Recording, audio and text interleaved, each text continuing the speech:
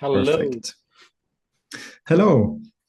How are you, Lars? Thank you so much for taking out time, and it's a pleasure to see you.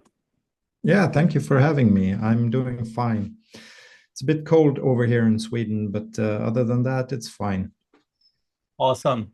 So before we go into our discussion, we would like to know about you for our audience. All right. Well, my background is in mathematics. I studied math at the university, and while I was there, a good friend of mine started working part-time as a programmer for Borland. They were doing compiler stuff back then, and he said that you like have two options: either you learn some programming and get out into the real world, or you stay within academia for life. So I decided to take some programming courses, and after that, when I finished university, I started working at the same company where he was working, and worked as a programmer for a few years. Then I got into a company that was working with data warehousing and analytics. And I worked there for a few years, and that's basically where I learned about data warehousing and analysis. And from then on, this was early 2000, I started working at different consultant companies with data warehousing, and I started to focus on that. And I've been working within that field since then. And you are with Anchor since then? Yes. One of the things that I'm sort of the kind of guy that if I'm getting annoyed with something or I see a problem, I tend to want to fix it somehow. So one of the things that I've done is to be one of the persons behind a modeling technique called anchor modeling. And this started in about 2004.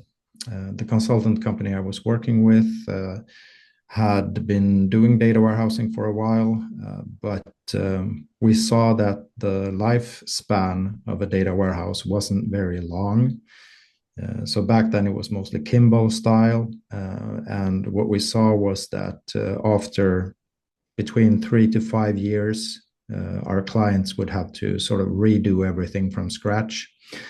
And we weren't very satisfied with that, and neither were the clients. So that's why we started working on an alternative approach, a new modeling technique based on principles that we've learned earlier. And me having a mathematical background, I wanted it to be quite stringent and well defined. And that's when we came up with anchor modeling, and we built an enterprise data warehouse at the Swedish insurance company using this technique back in 2004. Got into production in early 2005.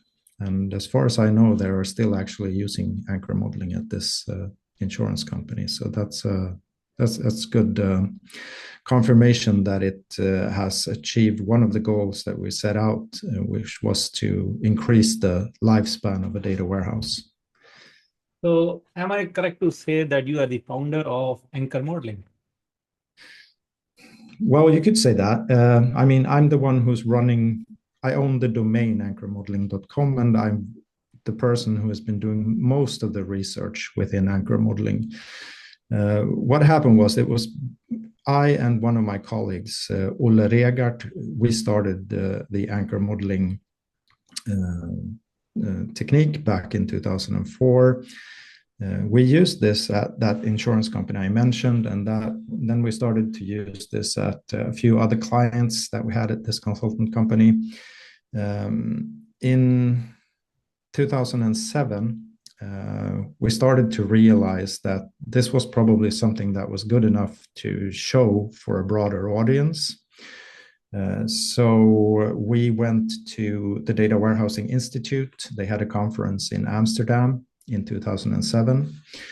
And that's the first time that we actually presented this technique to anyone outside of our own company. And when we did that, we got a lot of tough questions from the audience that we really felt we couldn't answer. There was a lot of skilled modelers there, and some of the questions were like research level questions, like exactly how does anchor modeling relate to the sixth normal form, and things that we actually couldn't answer at the time. So when we got back to Sweden after that conference, I contacted the university, Stockholm University, and asked if they were interested in doing some sort of research collaboration around anchor modeling, just to put it on a more firm scientific grounding. And it turned out they were very interested in this. So we formed a research group in 2007 and started doing more scientific based research around anchor modeling. And we produced a number of papers since. And we did that for a few years. I'm still doing courses in anchor modeling at the university. So, but we're not doing that much active research anymore around anchor modeling. And of course, yeah, I built some tools as well to simplify how you, use anchor modeling. Okay, awesome. So it means it's been around 20 years, 2004 you mentioned.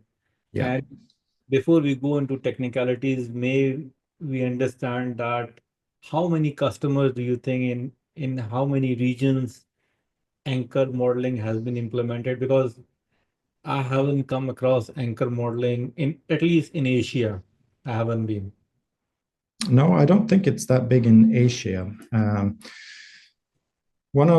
think it's been spreading around the world. I know, like the largest anchor model database I'm aware of is in Russia. It's Avito. They have like it's sort of sell used stuff like a Craigslist similar thing. It's a very popular site. I think it's the fifth largest site in Russia, and they use anchor modeling in their data warehouse. And they have the last time I heard anything from them, but that's a few years ago now for obvious reasons. But then the data warehouse was over 500 terabytes in size, so it's a large one. And I think that data warehouse was built like 10 years ago or something. So that spread got like a ripple effect. So there's a lot of implementations in Russia. Then there's a few in the United States that I'm aware of. One of the first adopters geographically was the Netherlands, perhaps because was the first time we presented it in Amsterdam. I don't know. Or they are just generally early adopters in the Netherlands, but they also have a few implementations over there that I'm aware of. There's a British implementation I'm aware of, but still, even so, anchor modeling is a small player out there compared to many other modeling techniques. It's slowly taking off, but it's not like Okay. it's not like an avalanche.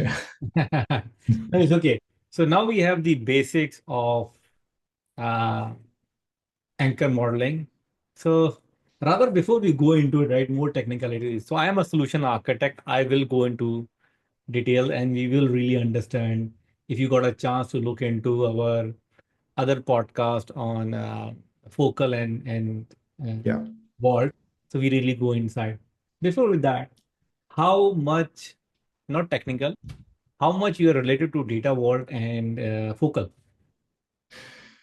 Yes, we are sort of under the same umbrella of techniques called ensemble modeling techniques.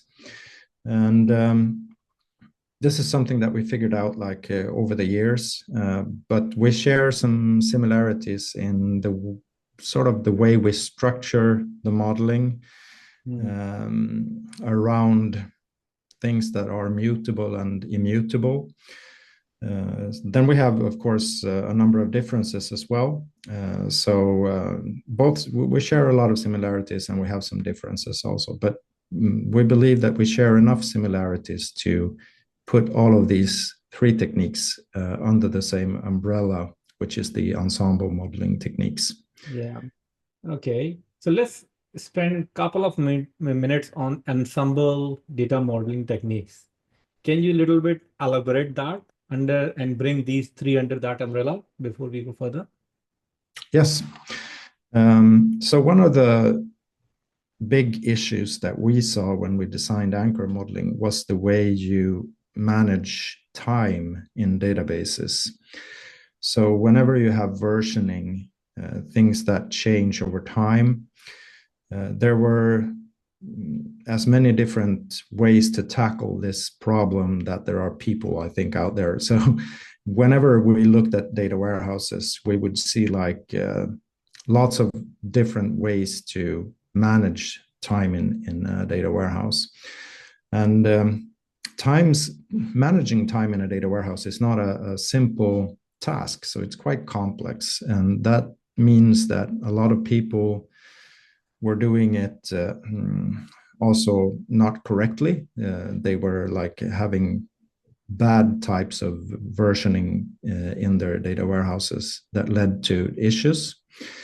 And of course, like I said, we saw many different flavors of this as well, which meant that even within a single data warehouse, you could see like the way that they managed time in different tables could be like 5 different ways if you looked at 5 different tables.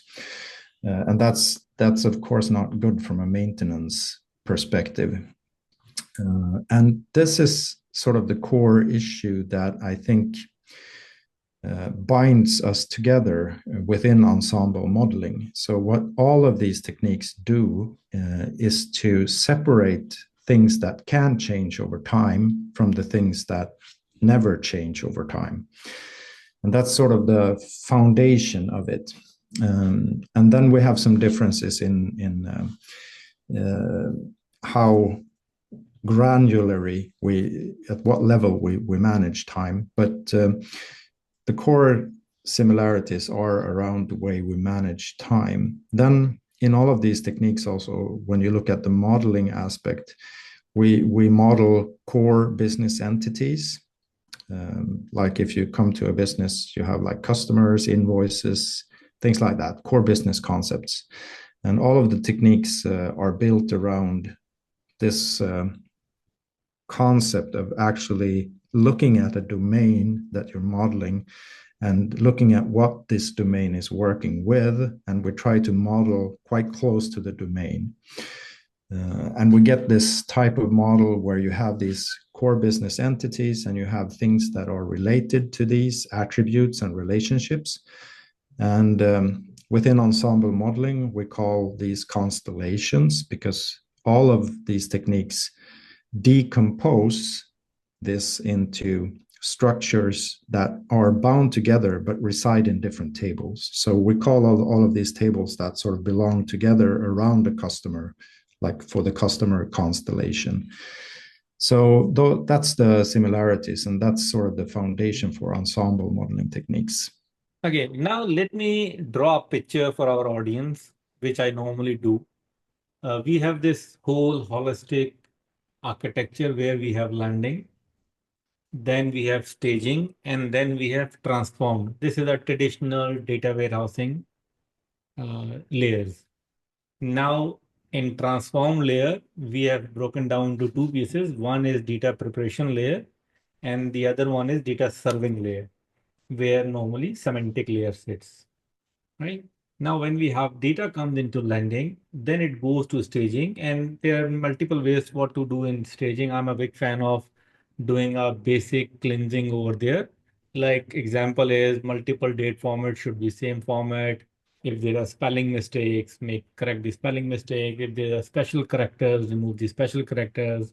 If there are null values, fix the data types XYZ. No impact on the data model and no proper transformation in staging. That's I'm the big fan. Now comes towards the data preparation. In data preparation, we have two flows. One is waterfall, where I park Bill Inman 3NF into it, data warehousing. And the same layer for agile data modeling, I think we can park assemble data modeling technique, which is vault, focal, and anchor. And then we go towards serving. In serving, I normally park dimensional modeling over there, which is Kimball. And along with that, in semantic, we can have aggregation layer, we can have denormalized, whatever business requirement is there, we park it over there. So I hope I've explained this one. If there is any disconnect into it, please share your No. thoughts. So this is one of the areas where we're separating a little bit from the way perhaps it's been done in focal and vault. Okay. Anchor modeling isn't actually a specifically tailored modeling technique for data warehousing. It's a generic modeling technique. So basically, you can model like an OLTP system with an anchor model database as well. So it just happens that anchor modeling is coming from a background of data warehousing, and it's suitable for data warehousing, but you can also use it in OLTP systems, and that's something that they've actually done as well. But that said, we don't really propose any type of layering structure that you need or should use with anchor modeling. So basically, you're free to use like a medallion structure, or you can use like a staging, a normalized layer and a presentation layer, or whatever you want. And if you have those structures, usually you would put like anchor modeling where you said like where you traditionally had like a Bill Inman third normal form style layer, like the normalized layer. Anchor modeling is highly normalized. If you have like the Inman style, old Inman style anyway, third normal form, anchor modeling is in the sixth normal form. So it's highly normalized. Mm. And personally, I'm not a fan of layers because every layer becomes a separate maintenance object.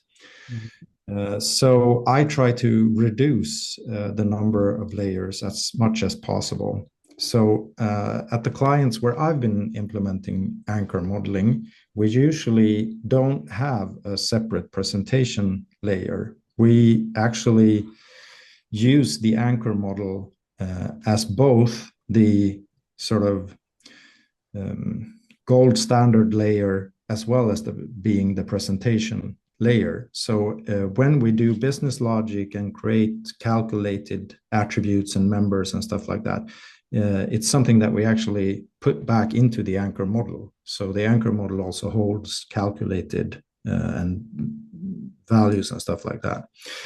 And this actually has been working quite well. There's some scientific papers on that as well, comparing star schemas and anchor models. There are some similarities in the way a query optimizer can optimize queries. So for certain types of queries, querying the anchor model directly is actually faster than querying a corresponding star schema. But there's also some types of queries where it's the other way around. Okay. Yeah. Okay, so now what you're saying here is you don't restrict. First of all, you're given an umbrella one that you can use it under OLTP and OLAP, both zones. Absolutely, both zones and basically anywhere you want in a layered architecture as well. Okay.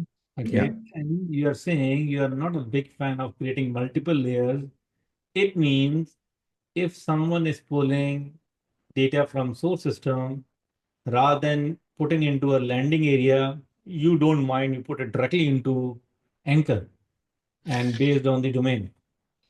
We usually have some sort of landing area. A landing So area. yeah. So basically, it's easier to do transformations in the database, in my opinion.